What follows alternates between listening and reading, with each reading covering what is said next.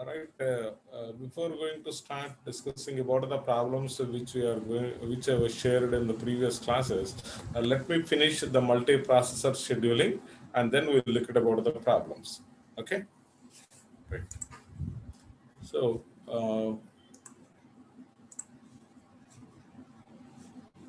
in the last class, we have discussed some of the important aspects regarding multiprocessor scheduling. So, what exactly the multiprocessor scheduling? We just quickly reveal it, and then we'll see the multi-core processing because that is pending in the last class. Okay.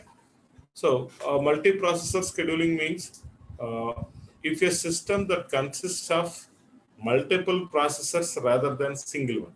So, up to now, whatever the scheduling algorithms that we have discussed in the previous classes, they are focused on single processor. So, all those algorithms are developed based on, keep it the point in the brain like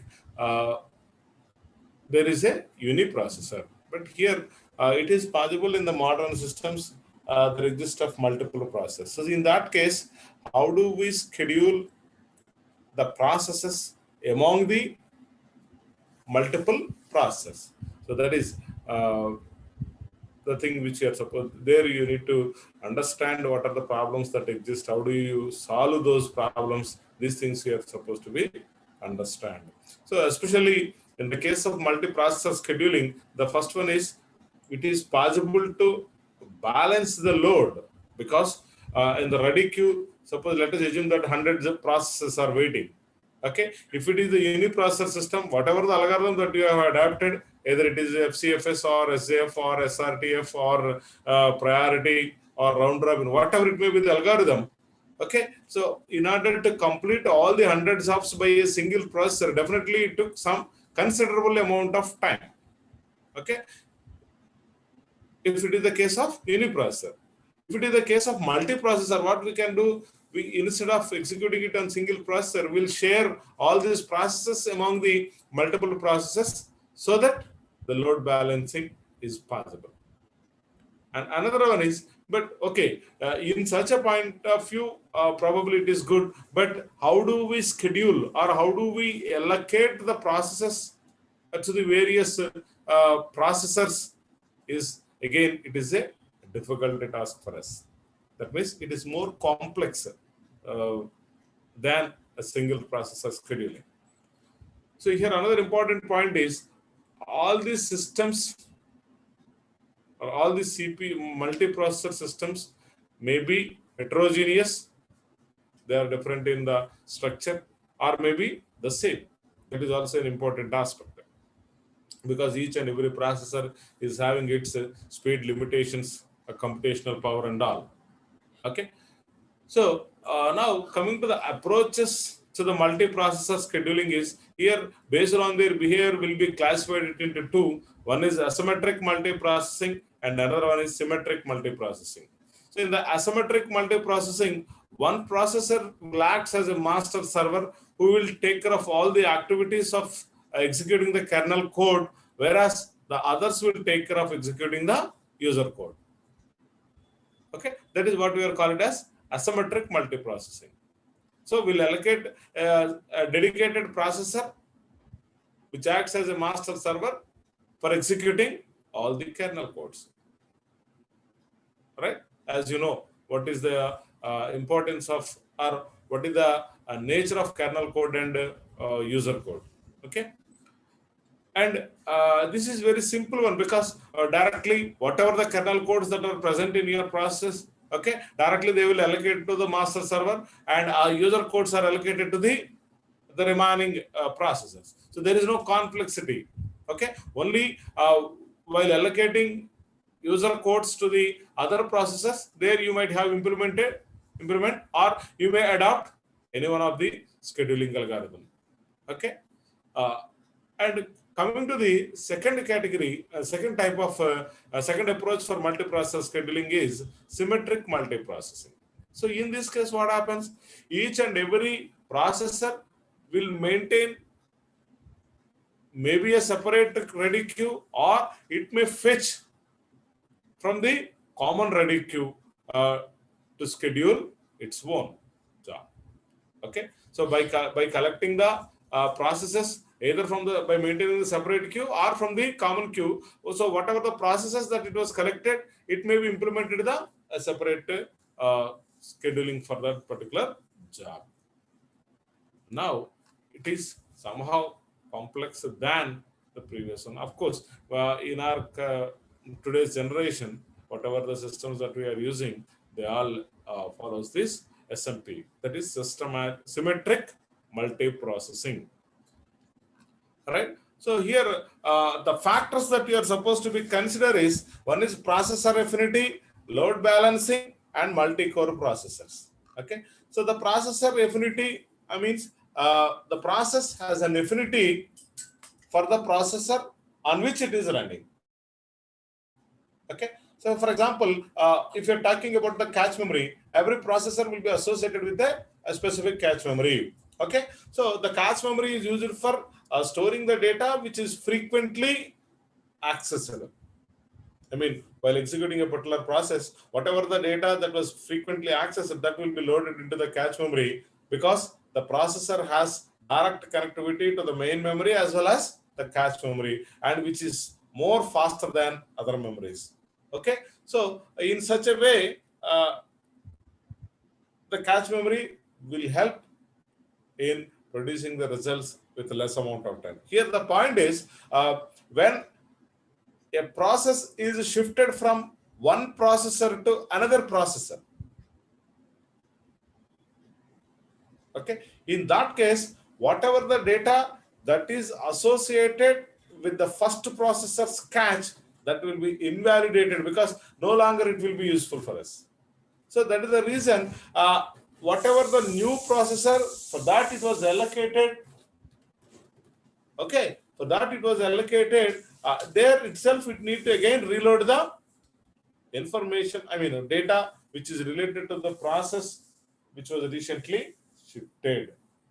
Okay, so in such a way, the processor affinity is also one of the thing that you are supposed to be understand when you are dealing with multiprocessor scheduling. So here we'll have two types of affinities. One is a soft affinity, and the second one is hard affinity. Okay, so hard affinity is occurs which a process specifies that it is not to be moved between processors. Okay, so it was fixed. It was fixed. So to whom or on which processor it is supposed to be executed, that was decided very begin. Just like our hard copy, printed copy, there you cannot modify anything. Whereas in the soft copy, you can modify something. So in the soft affinity, you can change your decision, how you whether you want to execute it in the same processor or you can change it. Okay. So this is about processor affinity. And now load balancing. So how do we balance the load? Because you may not make one processor as busy and others are ideal. So you need to be share the processes, or you need to be distribute the processes among the processors so that all of them are in working condition. No one is ideal or no one is far loaded. Okay. So here two types of balancing can be achieved through either push migration or pull migration. Push migration means whenever, if a particular job is, or a particular process is waiting in the queue for a long period of time, in that case, you need to be rescheduled, or you need to be allocate that process to the some other process who are free at that moment. So that means you just fix some time interval. Let's say, for example, 200 milliseconds. For every 200 milliseconds, the ready queue will be verified. If is there any job, still it isn't pending since from the starting. Okay, what it does is at that moment it verifies what are the processes that are free at that moment. So immediately, whatever the process that is waiting from the long time will be allocated to the free processor. That is pushed on. We'll push something. We'll push it into the ready queue of a particular processor which is free. Whereas pull migration. So let us assume that at this moment I am free. Assume that I am a processor. I am free right now. So what I can do, I'll pull something, or I'll take something from others' job. so that we all together finish the task within less amount of time. So in such a way, the processor itself will take the data or will take the processor from some other processor's queue. That is what we can call it as pull migration. Okay. Now coming to the last aspect is multi-core processors. So multi-core, multiple cores, as you are aware of it, in the while purchasing your laptops or systems, there you might have understand whether the processor core to duo or dual core. Of course, now we have far away from it, but in the olden days it will be like that. So the multi-core processors, multiple processor cores are placed on the same physical chip.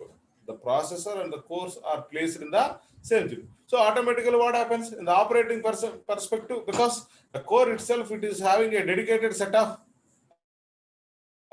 registers to maintain the architectural state. Okay, so that it is having its own set of registers and all. Probably it may be look like a physical processor for the operating system. So in the symmetric multiprocessing, where each and every processor schedules a job by maintaining by fetching the data from the ready queue, common queue, or the separate queue maintained by the particular processor. So such kind of systems which uses the multiprocessors are faster and consume less amount of power time than systems in which each processor has its own physical chip. Okay, so that is an important point which you are supposed to remember. And when processor access memory, then it spends significant amount of time, because suppose while executing your let us assume that you are going to execute a C program where you wrote a statement like printf enter a values, right? After that, you wrote the statement scanf percentage d ampersand a ampersand b. So while executing these two statements, the processor has to wait for a moment of time. Moment of time means once you submit the data, because it takes some time for submitting two integer values by pressing two keys, 5 or 7, right? It takes some time.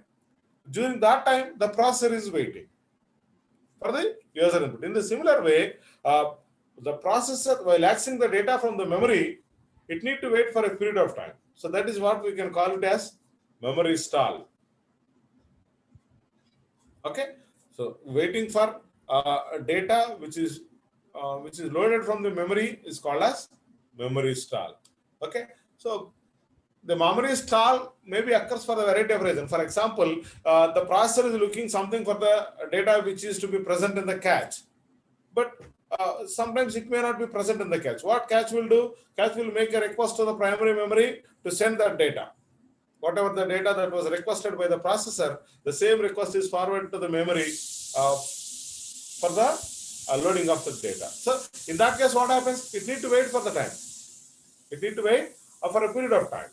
So sometimes more than 50% of the time it is waiting for the data to become available from the memory. Okay, so to solve this problem, because unnecessarily, because here our motto is the scheduling means why we are supposed to learn all these things. Will try to make busy. The processor has to be busy in all the times. But here, whenever if the memory is not available for processing, it need to be wait for a period of time, right? Sometimes it may be the 50% of the total processing time. So here we need to be solve that problem. Okay, so in order to solve this problem, recent hardware designs have implemented multi-threaded processor cores in which two or more hardware threads are assigned to each core. What happens in that case? If one is blocking, when we are having two threads, if one is blocking with memory read, automatically another thread will be assigned, so that the processor will become busy, right, with the second thread. So in such a way, by using this multi-threaded processor cores, we can solve this problem. So there are two different ways the multi-threaded processors can be implemented. One is coarse gained multi-threading.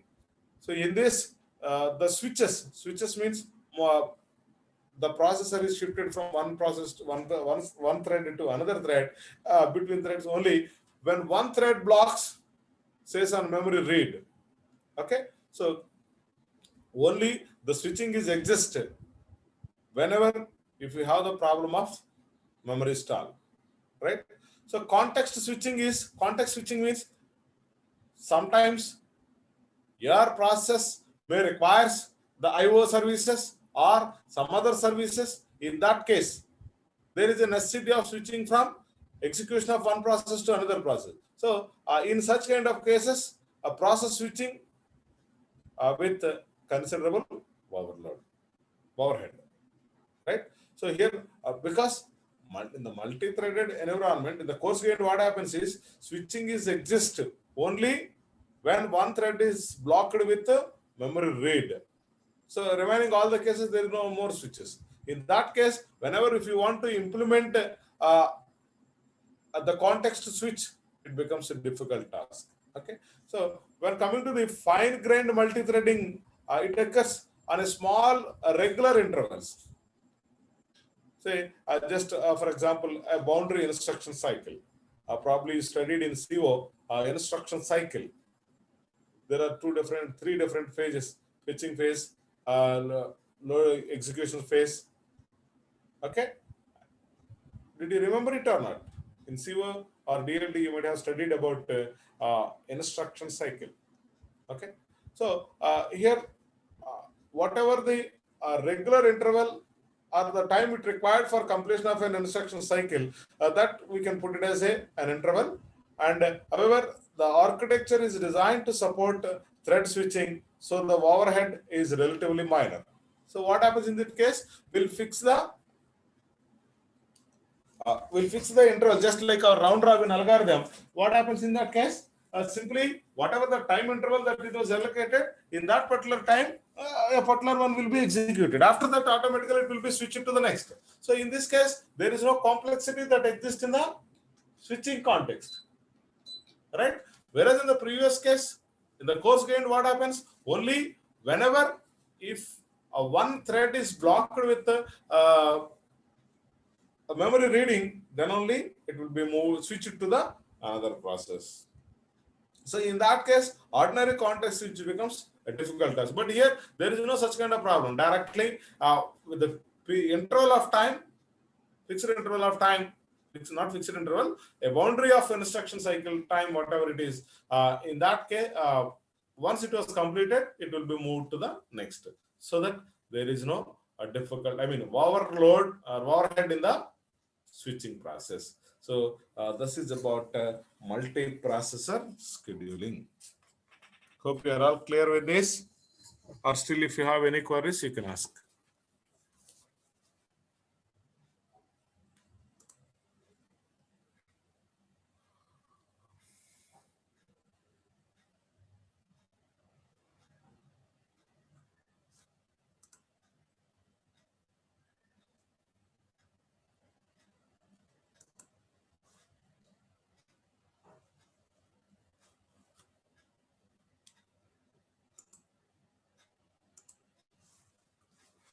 All right. Okay. Now,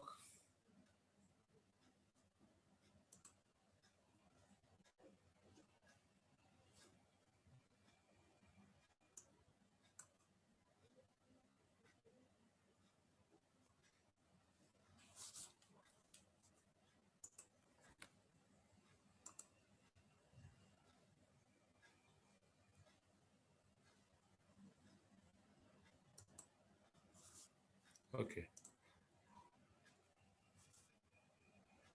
Now let us discuss the problems which I have already shared with you.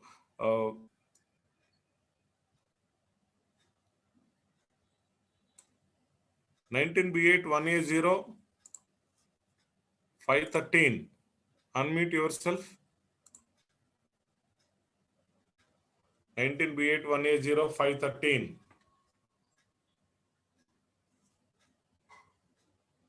Make it fast. We have less amount of time to discuss the problems.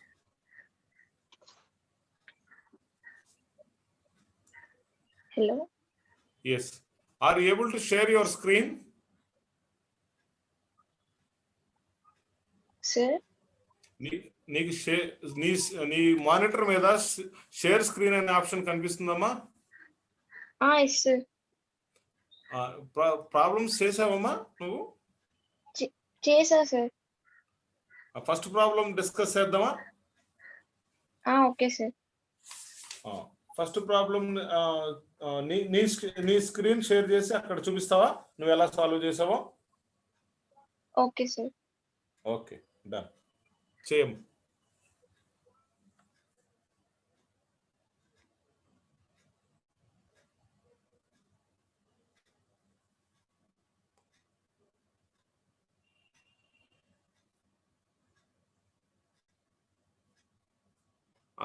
Share screen మీద click చేసి అప్పుడు నీ screen కనిపిస్తుంది అప్పుడు అందరికీ కూడా.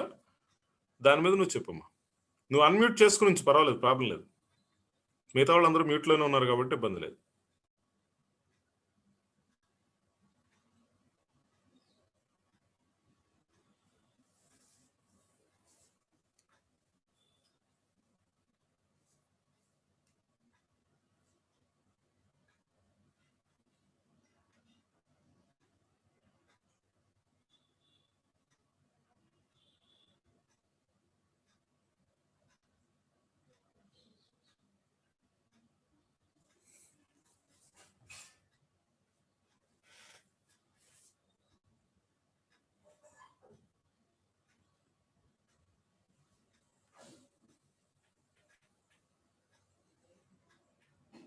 ఏమా కుదరట్లేదా?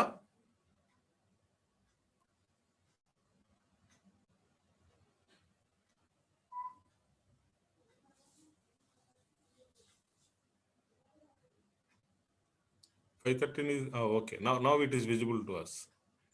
Okay. Again it was stopped.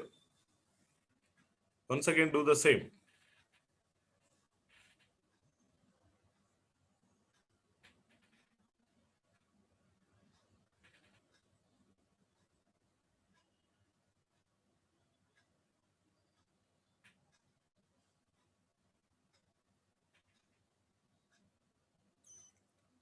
Yes, it is visible. Yes, sir. So can you rotate it, or it is an image, or you are placing your mobile on this sheet, right? Yeah? Yes? Image, sir. Image, okay. Will it possible to rotate so that it will be appeared in the horizontal way? Zoom it is. Zoom is okay.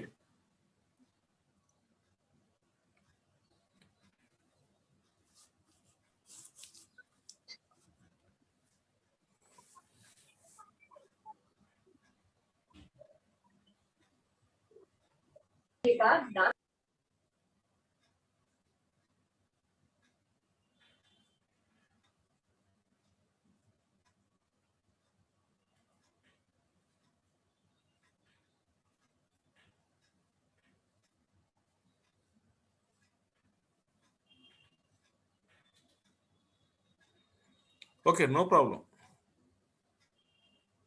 No problem. You can share directly. No issue, no issue. No, don't worry about the rotation and all. We are able to view your screen, no issue. You go ahead.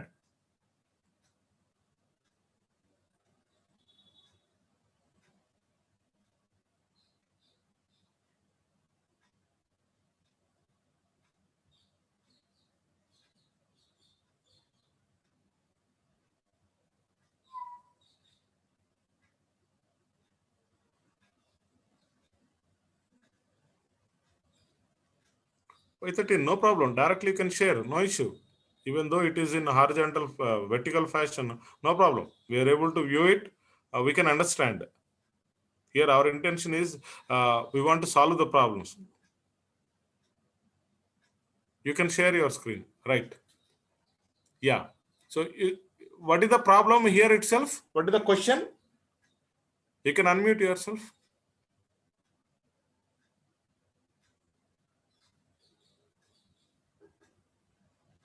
Please unmute yourself. Shortest job first using preemptive scheduling algorithm. Shortest job first, SJF, preemptive. Yes. Preemptive scheduling algorithm. Preemptive means it will become SRTF, right? Yes, sir. Okay. Shortest remaining time first algorithm. Yes. Okay. Yeah, go ahead with the explanation part. మీరు ఎలా చేశారో అది చెప్పండి చాలు, పర్వాలేదు, తప్పైనా పర్లేదు. కరెక్టే చేశారు, బట్ ఒకసారి చెప్పండి.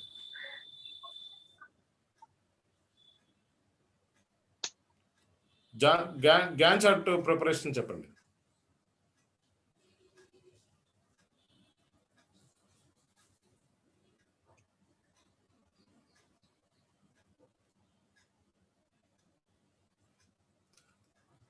మిగిలిన వాళ్ళు కూడా ఈ స్క్రీన్ అబ్జర్వ్ చేసి మీకు వాళ్ళకి వచ్చింది ఒకటే ఆన్సరా, లేకపోతే ఎక్కడైనా ఎవరైనా పొరపాటు చేసి ఉండొచ్చు, మీరైనా చేసి ఉండొచ్చు, లేకపోతే వాళ్ళైనా చేసి ఉండొచ్చు. ఒకసారి క్రాస్ చెక్ చేయండి అందరూ కూడా.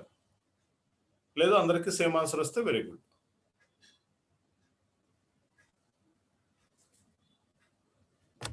గ్యాన్ చార్ట్ ఒకసారి చెప్పమ్మా, ఎలా డ్రా చేసి ఎలా డెవలప్ చేసావో. 513, what's your name? Jyoti, sir. Okay, Jyoti. Could you please explain what way you have developed the Gantt chart so that we can understand?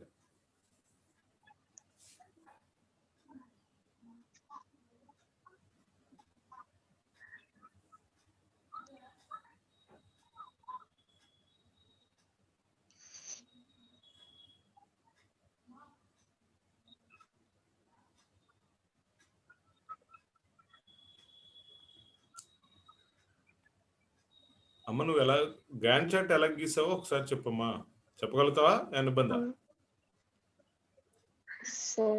పర్వాలేదు చెప్పు, తప్పైనా పర్వాలేదు, ఏమి ఇబ్బంది ఏం లేదు. మనమే కదా, మన క్లాస్ వాళ్ళే కదా, అందరూ బయట వాళ్ళు లేరు కదా, ఏం పర్వాలా.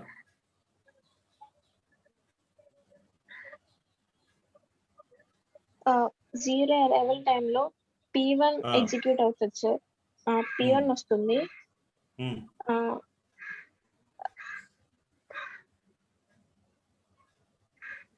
P1 యొక్క బర్స్ట్ టైం ఇచ్చి మనకి ఎంత ఇచ్చారు? 7 ఇచ్చారు. 7 ఇచ్చాడు. తర్వాత 3 మిల్లీ సెకండ్ అరైవల్ టైంలో P1 P2 ఉన్నాయి క్యూలో. ఆల్రెడీ 3 నానో సెకండ్స్ ఎగ్జిక్యూట్ అయిపోయింది కాబట్టి P1 has a burst time 7 milliseconds. So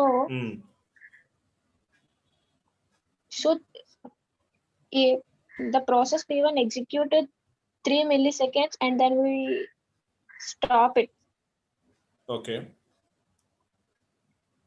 At that moment, P1 burst time is because it was already executed 3 milliseconds. So out of 7, 3 has executed. So 4 has 4 remaining, right? Yes, sir. Okay. After 3 milliseconds of time, yeah. After 3 milliseconds of time, process P2 will execute. P1 P2 ready క్యూలో ఉన్నాయి కాబట్టి P1 P2 లో మనం P2 ఎందుకు అలో చేయాలి? ఇప్పుడు 3 milliseconds తర్వాత P2 has a burst time, shortest burst time, shortest first come first serve. Not first come first serve. ఇప్పుడు అక్కడ మనకి 3 milliseconds తర్వాత క్యూలో ఉన్నవి ఏంటి? P1 P2. P1 యొక్క బర్స్ట్ టైం ఎంత? 3 milliseconds తర్వాత 4 ఉంది. 7 లో 3 ఎగ్జిక్యూట్ అయిపోయింది కాబట్టి ఇంకా 4 ఉంది. P2కి వచ్చేసరికి ఎంత బర్స్ట్ టైం ఇంకా ఉన్నది? 3 milliseconds ఉన్నాయి. సో ఈ రెండిట్లో షార్టెస్ట్ ఏది? P2 shortest. కాబట్టి P2 ఎలా చేస్తుంది? ఎస్ రైట్ ఓకే, కంటిన్యూ చేయండి. After that 5 milliseconds arrival time, P1 P2 P3 will be in ready queue. Already P2 will exit. In the queue we have only P1 and P3. 3 milliseconds. 3 milliseconds మన దగ్గర లేదు. P2 will have కాదు, ఇక్కడ ఒక point observe చేయమ్మా. P2 has ఇక్కడ ఒక point observe చేయండి ఒకసారి అందరూ అబ్జర్వ్ చేయండి. అమ్మాయి ఏదో చెప్తుందని అమ్మాయి ఒక్కటే కాదు, మీ అందరూ కూడా ఈ డైరెక్షన్ లో ఆలోచిస్తున్నారా లేదనేది అందరూ చెక్ చేసుకోవాలి. జ్యోతి ఒక్కదానికే నేను చెప్పట్లా, మిగతా ఉన్నటువంటి క్లాస్ లో ఎంతమంది అయితే ప్రజెంట్ అయి ఉన్నారు ఇప్పుడు అంతమంది ఇది ఒకసారి అబ్జర్వ్ చేయండి. P1 0 నానో సెకండ్స్ దగ్గర ఎర్రర్ అయింది, P2 3 నానో సెకండ్స్ దగ్గర ఎర్రర్ అయింది, P3 వచ్చేసరికి 5 నానో సెకండ్స్ దగ్గర ఎర్రర్ అయింది. ఓకే, సో ఇక్కడ P3 వచ్చే టైం కంటే 5 నానో సెకండ్స్ తర్వాత క్యూలో ఎవరెవరు ఉన్నారు? P1, P2, P3. So P1 యొక్క బర్స్ట్ టైం మీకు ఎంత మిగిలింది? 4 మిల్లీ సెకండ్స్ ఉంది. P2 యొక్క బర్స్ట్ టైం ఇంకెంత మిగిలి ఉంటుంది? 5 మిల్లీ సెకండ్స్ తర్వాత. ఎందుకంటే అది ఎప్పుడు వచ్చింది? 3 మిల్లీ సెకండ్స్ తర్వాత వచ్చింది. 5 మిల్లీ సెకండ్స్ తర్వాత అంటే మధ్యలో గ్యాప్ ఎంత? 2 మిల్లీ సెకండ్స్ ఎగ్జిక్యూట్ అయింది.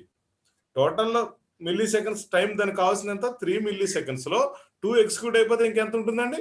1 బర్స్ట్ టైం ఉంది. ఓకే, సో 5 మిల్లీ సెకండ్స్ తర్వాత క్యూలో ఎవరెవరు ఉన్నారు అప్పుడు? P1, P2, P3. P1 యొక్క బర్స్ట్ టైం ఎంత అనుకున్నాం మనం? 4 అనుకున్నాం.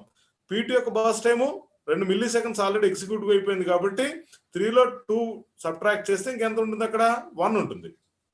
అలాగే P3 అప్పుడే వచ్చింది కాబట్టి దాని యొక్క బర్స్ట్ టైము 5 అది యాజ్ ఇట్ ఈజ్ గా అలా ఉంటుంది. సో ఇప్పుడు ఈ మూడిట్లో షార్టెస్ట్ ఏది? అగైన్ P2 షార్టెస్ట్, ఎందుకంటే ఓన్లీ 1 మిల్లీ సెకండ్ ఉంది కాబట్టి. ఏం చేస్తాం అప్పుడు? Will continue the execution with the P2 even after 5 milli seconds also. అంతేనా? అంతేనా? సో ఎక్కడ వరకు వెళ్తుంది? 1 మిల్లీ సెకండ్ అంటే 6 వరకు వెళ్తుంది, అంతే కదా? 5 మిల్లీ సెకండ్స్ దగ్గర P2 ఇంకా 1 మిల్లీ సెకండ్ పెండింగ్ ఉంది కాబట్టి అది ఎక్కడ వరకు వెళ్తుంది? 6 మిల్లీ సెకండ్స్ వరకు వెళ్తుంది. అవునా? డయాగ్రామ్ చూడు మరి, నువ్వు వేసిన గ్యాంట్ చార్ట్ లో ఇంకోలా ఉంది. అంతేలే, 0, 3, 6 కరెక్ట్. సో 6 మిల్లీ సెకండ్స్ తర్వాత ఎవరు వచ్చారు? P4 కూడా వచ్చింది క్యూలోకి, అవునా కదా? ఇప్పుడు after 6 milli seconds P2 complete అయిపోయింది. ఇంకా మిగతా క్యూలో ఉన్నటువంటి ఒకసారి అబ్జర్వ్ చేస్తే P1 with burst time 4 milli seconds, remaining milli seconds, P3 5 milli seconds and P4 with 2 milli seconds. Okay, ఇక్కడ మనం ఫాలో అవ్వాల్సినటువంటి మెకానిజం ఏంటి? షార్టెస్ట్ జాబ్ ఫస్ట్, అంతేనా? సో వీటిల్లో ఉన్నటువంటి వాటిలో షార్టెస్ట్ ఎవరైతే ఉంటుందో వాళ్ళని మనం అలో చేయాలి. ఇప్పుడు ఇక్కడ మనకు ఉన్నటువంటి స్టాటిస్టిక్స్ ప్రకారం P1, P3 అండ్ P4, ఈ మూడిట్లో షార్టెస్ట్ ఏది? P4 shortest. కాబట్టి P4 కి ఎంత టైం కావాలి? బర్స్ట్ టైం ఎంత? 2 మిల్లీ సెకండ్స్. సో కాబట్టి 6 మిల్లీ సెకండ్స్ దగ్గర P4 అరైవ్ అయింది. ఆ టైంకి అదే షార్టెస్ట్ కాబట్టి డైరెక్ట్ గా దాన్ని అలో చేస్తున్నాం ఎగ్జిక్యూషన్ కి. నువ్వు ఇక్కడ P1 వేసావు తల్లి, చూడు కింద వేసిన గ్యాన్ చార్ట్ ఒకసారి అబ్జర్వ్ చేయి. లాస్ట్ ఉన్నటువంటి Gantt chart P1, P2, P1, P4, P3 ఉంది కదా? అక్కడ ఇప్పుడు మనం గీస్తున్న దాని ప్రకారం ఏం రావాలి? ఫస్ట్ P1 ఎగ్జిక్యూట్ అవుతుంది, 3 మిల్లీ సెకండ్స్ బాగానే ఉంది. తర్వాత P2 6 వరకు కంటిన్యూ అయిపోతుంది, అదే షార్టెస్ట్ అవుతుంది కాబట్టి 6 దగ్గర ఎవరెవరు ఉన్నారు అప్పుడు? P1, P3, P4 ముగ్గురు ఉన్నారు. P2 అయిపోయింది కదా ఎగ్జిక్యూషన్. జ్యోతి అర్థమవుతుందమ్మా నేను చెప్తుంది? అర్థమవుతుంది సార్. సో అప్పుడు ఇంకా ఉన్న వాళ్ళల్లో P4 కదా మరి తక్కువ షార్టెస్ట్ జాబు. P4 కి 2 ఉంటుంది, P3 ఏమో 5 ఉంది, P1 4 ఉంది. మరి దానికన్నా అప్పుడు P4 చిన్నది అవుతుంది కదా ఆ మూడిట్లో. అర్థమైందా? అంటే అక్కడ P1 ప్లేస్ లో ఏం రావాలి? P4 రావాలి. P4 వస్తే ఏమవుతున్నప్పుడు దాని 2 మిల్లీ సెకండ్స్ కూడా కంప్లీట్ చేస్తే 8 అవుతుంది. 8 తర్వాత ఇంకెవరెవరు ఉన్నారు క్యూలో? P2 కంప్లీషన్ అయిపోయింది, P4 కంప్లీషన్ అయిపోయింది. ఇంకెవరెవరు ఉంటారు? P1, P3 ఉన్నారు. P1 యొక్క బర్స్ట్ టైం ఎంత? 4 మిల్లీ సెకండ్స్ రిమైనింగ్ ఉంది. P3 5 మిల్లీ సెకండ్స్ ఉంది. ఆ రెండిట్లో షార్టెస్ట్ ఏమవుతుంది అప్పుడు? P1 షార్టెస్ట్ అవుతుంది. P2 ఆల్రెడీ ఎగ్జిక్యూషన్ అయిపోయిందిగా ఫస్ట్ 6 దగ్గర అయిపోయిందిగా. కాబట్టి ఇంకా అప్పుడు ఎవరు ఉంటారు? P1 P4 P3లో P1 షార్టెస్ట్ కాబట్టి P1 అలౌ చేస్తాం. ఫాలో అవుతున్నామా? సో P1 ఎప్పుడు కంప్లీట్ అవుతుంది? 12 వచ్చేసరికి కంప్లీట్ అయిపోతుంది. ఆ తర్వాత అంటే ఏం లేదు, అక్కడ నువ్వు ఈ P4 P1 అటు షిఫ్ట్ చేయాలి, ప్లస్ కింద టైమింగ్స్ మార్చాలి. కింద 0 3 6 8 12 17 అవుతుంది. ఓకేనా? అప్పుడు దాని ప్రకారం వెయిటింగ్ టైం క్యాలిక్యులేట్ చేయి, ఎంత వస్తుందో. ఇప్పుడు మారినాయి కదా, 0 3 6 8 12 17. నీ దగ్గర పక్కన పేపర్ ఉంటే ఒకసారి క్యాలిక్యులేట్ చేయము.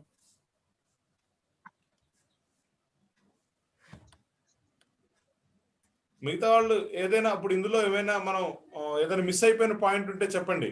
Anyone can unmute yourself and you can talk about whether we are going in right direction or not.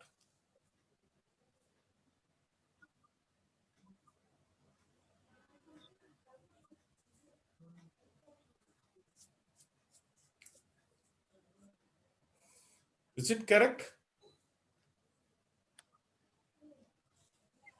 మిగతా వాళ్ళు ఒకసారి చెక్ చేసుకోండి, చెక్ చేయండి కరెక్టో కాదో ఒకసారి చూడండి, ఎందుకంటే మిస్టేక్ అనేది ఎవరైనా చేయొచ్చు. ఏదైనా తేడా ఉంటే మీరు ఒకసారి చాట్ బాక్స్లో మెసేజ్ డ్రాప్ చేయండి.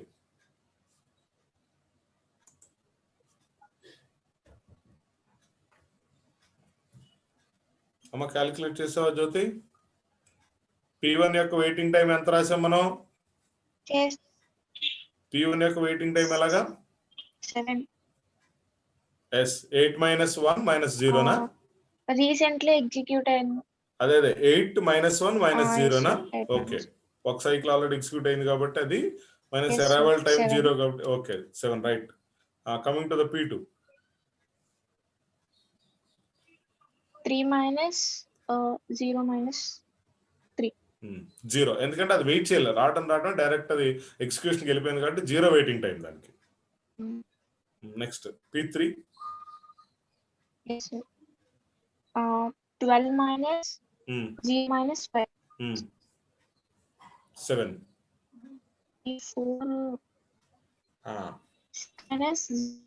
6 మైనస్ 0 - 6 అది కూడా 0, ఎందుకంటే P4 కూడా రాగానే ఎగ్జిక్యూషన్కి వెళ్ళిపోయింది, ఆ టైంకి అది షార్టెస్ట్ కాబట్టి. సో ఇప్పుడు ఆ రెండు మొత్తం అన్ని కలిపితే ఎంత అయింది మనకి? 14. ఎందుకంటే 2 zeros ఉన్నాయి, 2 7లు 14, అంతే కదా?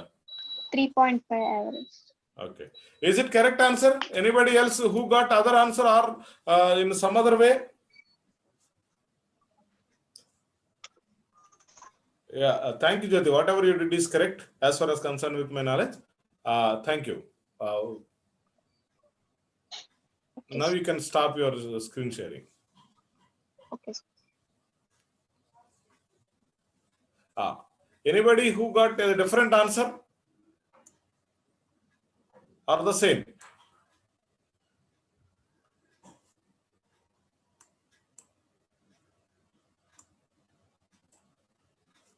Yeah, Nandini 51, unmute yourself. Nandini 51, unmute yourself.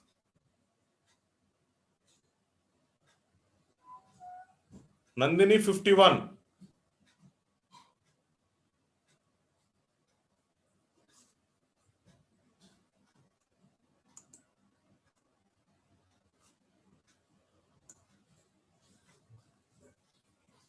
Nandini 51, are you there or not?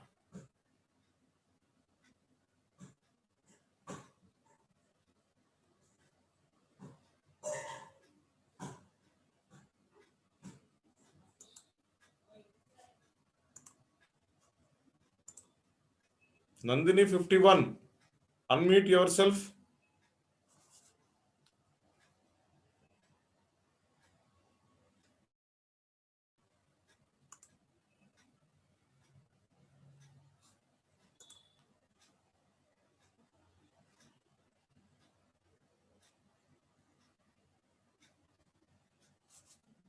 I don't know what is wrong with this. Anyway, she will not get the attendance because she was joined with the name. Shailaja Chittimada.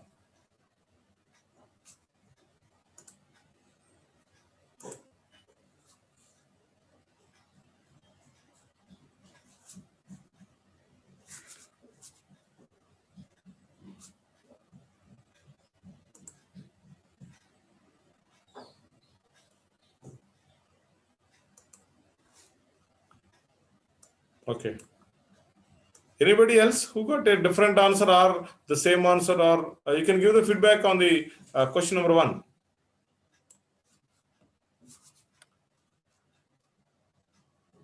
$562, 19B8 1A0 562.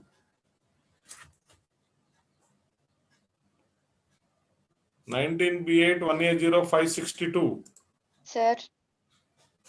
ఏమా నీకు ఎంత వచ్చిందమ్మా answer first question కి? అదే వచ్చింది sir, Jyoti చేసింది. Same answer వచ్చిందా? Yes sir. Okay, second problem share చేస్తావమ్మా నువ్వు. ప్రాబ్లం 2. నీ పేరేంటమ్మా? 62.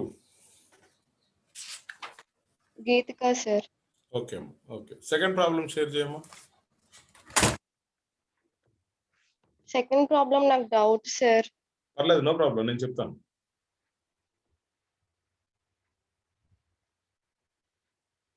పోనీ థర్డ్ ప్రాబ్లం చెప్తావా?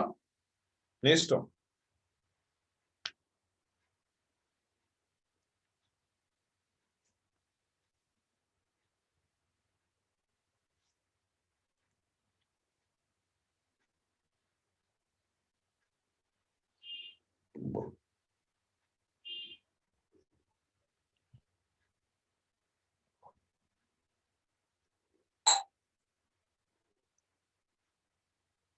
ఏమో షేర్ చేస్తున్నావా?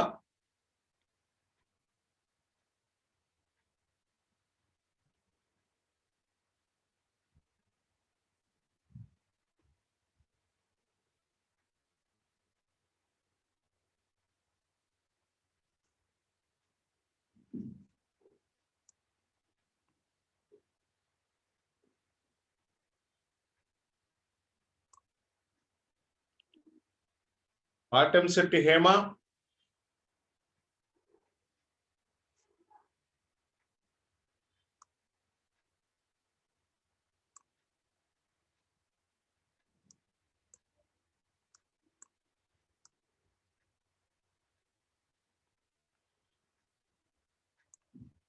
ఏమో 562 నువ్వు షేర్ చేస్తున్నావమ్మా?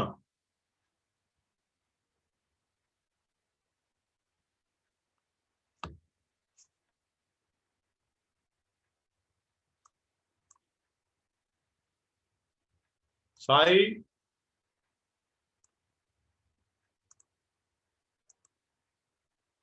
Sai,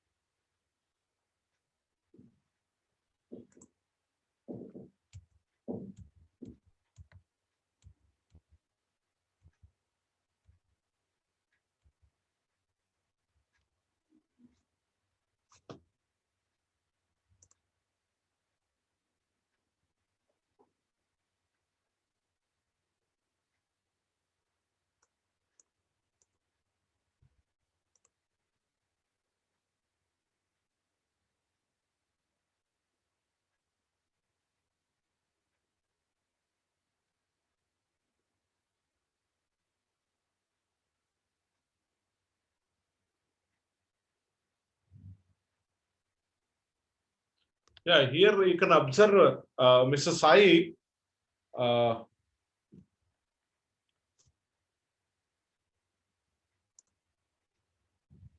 I'll share Sai document. Who is Sai? Unmute yourself.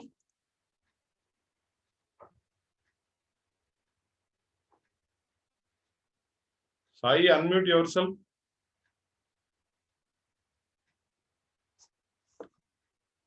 So that I will explain what is the problem with your question. So why you are not? What's your roll number?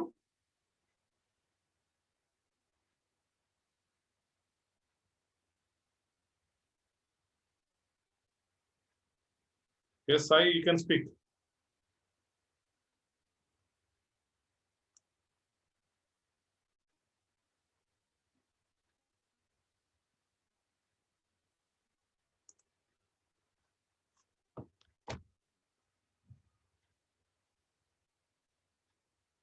Sai.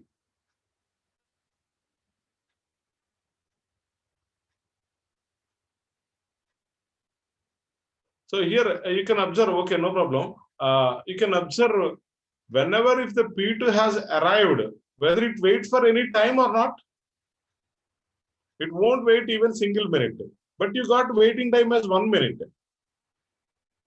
Right? Sai, are you able to listen my words?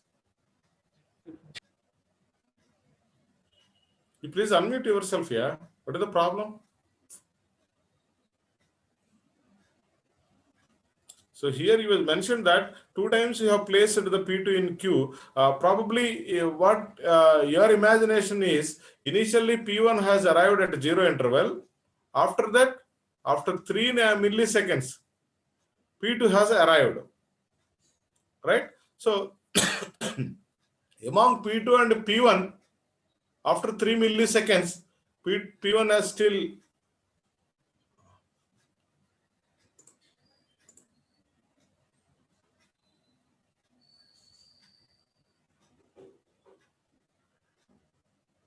Okay, listen to me. So here, after 3 milliseconds, P1 has remaining burst time as 4. Okay, P2 has arrived just. So here the burst times, if you compare, because based on the burst times, we will allocate a process for execution. So here the burst time of P2 is 3 and P1 is 4. So among these two, P2 is the shortest one. So that's why we'll allocate the P2, right? After 5 milliseconds, that means after executing 2 milliseconds of P2, okay, P3 has arrived. So here the problem is it was not a separate one. PT, suppose if you allocate a different processor, a different process for execution, then you can represent like this. Whenever if a process continues its execution, you need not show it in a different pair.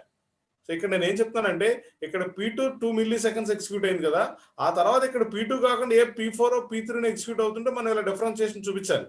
Same execute అవుతున్నప్పుడు you need not show like this, directly will continue the execution. So అప్పుడు ఏం జరుగుతుందంటే ఎప్పుడైతే మీరు direct execution చూపించారో అప్పుడు ఏమవుతుంది, ఇక్కడ మీకు ఈ 1 రాదు. ఓకే, ప్రీవియస్ సైకిల్స్ ఇంకేం ఉండవు కదా, డైరెక్ట్ ఎగ్జిక్యూషన్ మీరు మొత్తం ఎగ్జిక్యూషన్ అంతా ఒకటే చూపించినప్పుడు అప్పుడు మీకు ఇక్కడ ఏమవుతుంది, 0 వస్తుంది. ఎప్పుడైతే ఇది 0 వచ్చిందో, ఓకే, అప్పుడు టైం ఇంటర్వల్ ఏం మారిపోతుంది, ఇన్స్టెడ్ ఆఫ్ 5 ఏమైపోతుంది, ఇక్కడికి వచ్చేసింది 3. 3 మైనస్ 0 మైనస్ 3 అవుతుంది. ఏం చేతనంటే మనం క్లియర్ గా తెలుస్తుంది P2ని అసలు వెయిట్ చేయించలేదు, ఒక్క మిల్లీ సెకండ్ కూడా మనం వెయిట్ చేయించలా, వచ్చిందని వచ్చిన డైరెక్ట్ గా ఎగ్జిక్యూషన్ కి అలౌ చేసేసాం. కానీ ఇక్కడ మనం ఏం చెప్తున్నాం, P2 has got waiting time of 1 అంటున్నాం. సో అక్కడ ఆ రెండు మిస్ మ్యాచ్ అవుతుంది చూడండి. Hope you understood Sai.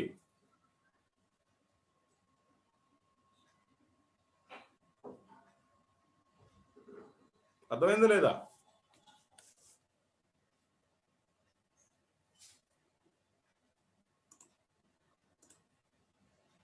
Okay, so don't join with your names.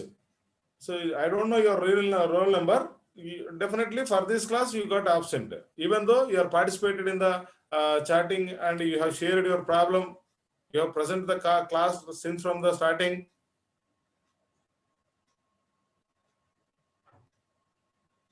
After that everything is fine. So once again I will insist you, like, please join with your register number. If you join with your name, no way you will get the answer. Not only for my class, any other class you won't get attendance. Okay, so if you rename your name with the register number immediately, so that you will get the attendance. Do it immediately. Rename yourself. Okay, anyway, only we have considered first problem only because of the time constraint.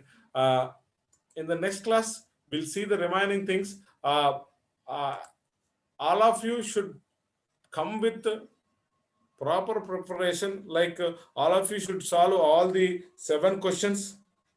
Okay, so 562 she was started, unfortunately she was muted herself. Okay, so what is wrong with this? Suppose if you did any mistake, I am here to correct it. Okay, so don't think otherwise. So all of you attend for tomorrow's class with solutions of all the 7 problems. Don't worry about whether it is correct or wrong. Okay, 19B8180501, unmute yourself.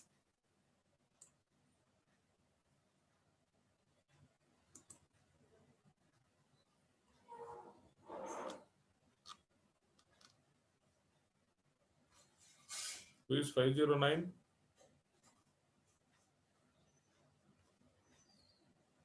B8180501.